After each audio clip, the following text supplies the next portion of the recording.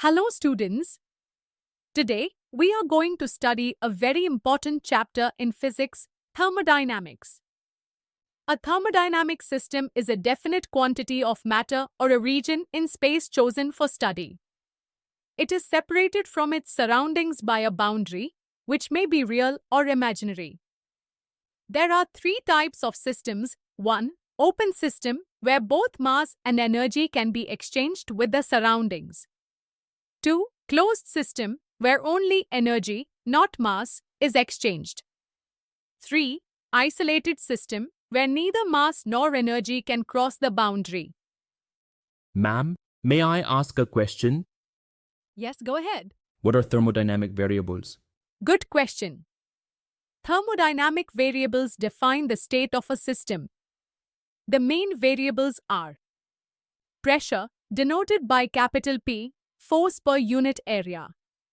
Volume, denoted by capital V, the space occupied. Temperature, denoted by capital T, the measure of hotness or kinetic energy. Internal energy, denoted by capital U, the total energy of the molecules. Now let's move to the zeroth law of thermodynamics. It states that if system A is in thermal equilibrium with system B, and B is in equilibrium with system C, then A is also in equilibrium with C. This law helps us define temperature. Now let's come to the most used law, the first law of thermodynamics. It says, energy can neither be created nor destroyed, only transformed. The mathematical form is dQ is equal to du plus P into dV, where dQ is the heat added to the system, du is the change in internal energy, P is pressure, and dV is change in volume.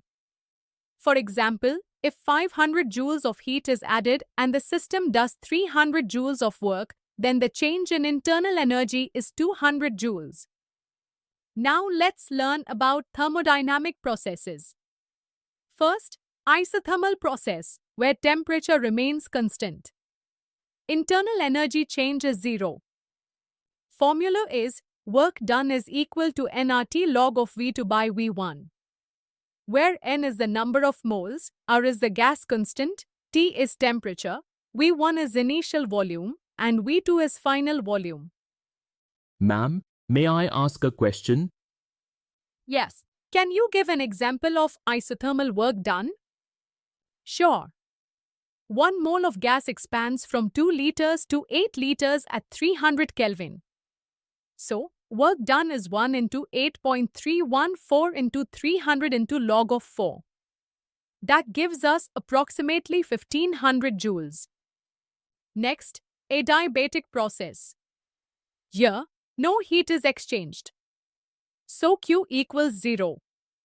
Formula, PV raised to gamma is constant and TV raised to gamma minus 1 is also constant. Work done is equal to P2 V2 minus P1 V1 divided by 1 minus gamma. Example, for a monoatomic gas, gamma is 5 by 3. If initial temperature is 400 Kelvin and final is 300 Kelvin, you can find final volume using T1 V1 raised to gamma minus 1 equals T2 V2 raised to gamma minus 1. Now the isochoric process. Volume remains constant. Work done is 0. So, heat added is equal to change in internal energy. Then comes isobaric process, where pressure remains constant. Work done is P into V2 minus V1. Now we talk about enthalpy. Enthalpy is defined as H is equal to U plus PV, where H is enthalpy, U is internal energy, P is pressure, and V is volume.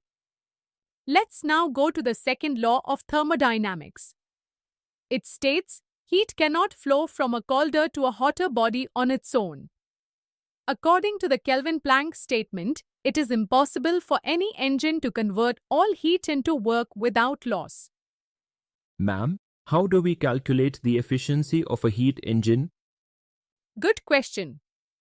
Efficiency, denoted by eta, is equal to W divided by Q1, That is also equal to Q1 minus Q2 divided by Q1, which simplifies to 1 minus Q2 by Q1. Let's now look at the Carnot engine, an ideal engine working between temperatures T1 and T2. Efficiency eta is equal to 1 minus T2 by T1. Remember, temperature must be in Kelvin. Example, if T1 is 500 Kelvin and T2 is 300 Kelvin, then efficiency is 1 minus 300 by 500, which is 0.4 or 40%. Let's now talk about the refrigerator. It extracts heat from a lower temperature body and transfers it to a higher temperature body using external work. Coefficient of performance, or beta, is equal to Q2 divided by W, or Q2 divided by Q1 minus Q2. For a Carnot refrigerator, beta is equal to T2 divided by T1 minus T2. Let's move to modes of heat transfer. First, conduction. Heat flows through solids. Formula: Q by T is equal to Ka delta T divided by L, where Q is heat, T is time, K is thermal conductivity, A is area, delta T is temperature difference, and L is thickness. Second, convection. Heat transfer in fluids due to particle movement. Third, radiation. Heat transfer without a medium through electromagnetic waves. Now we go to Stefan Boltzmann law. E is equal to sigma EAT to the power 4, where sigma is Stefan constant, E is emissivity, A is area, and T is temperature in Kelvin. Wien's law says that lambda max into T is equal to 2.9 into 10 to the power minus 3 meter Kelvin. It says that the wavelength where a blackbody emits most strongly is inversely proportional to its temperature. In simpler terms, the hotter an object, the shorter the wavelength it glows at. That's why a red-hot object is cooler than a blue-white star. Kirchhoff's law states that, for a body in thermal equilibrium, emissivity is equal to absorptivity. Finally, we study Newton's law of cooling. Rate of cooling is proportional to the temperature difference between the body and the surroundings. Formula: dT by dt equals minus K into T minus TA, where T is body temperature, TA is ambient temperature, and K is a constant. Example: if a body cools from 80 to 70 degrees Celsius in 5 minutes and surroundings are 30 degrees, average rate is 2 degrees per minute. The average temperature difference is 45 degrees Celsius. That concludes the full chapter on thermodynamics. Revise every formula carefully and understand the meaning of each symbol. That is the key to solving numerical problems easily. Jai Hind.